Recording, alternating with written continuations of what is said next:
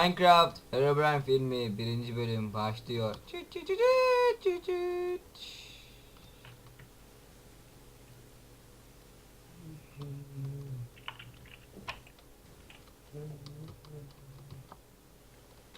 Koç, bugün çok yorulduk.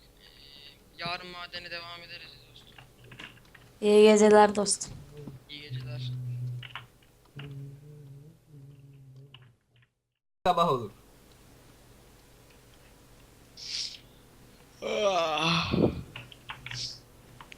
Hey dostum, günaydın. Sana da günaydın. Hadi biraz Bugün madene de devam edelim. Hadi.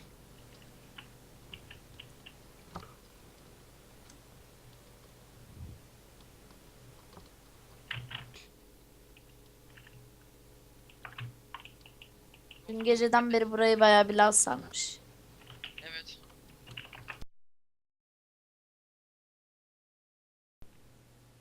Elmas buldum. Hey dostum, ben de bir sandık buldum. İyi bak. Ama içi boş. Olamaz. Brian. Du du du. Du du du du du du. Du du. Ve Noç mallıkları yüzünden öldüler.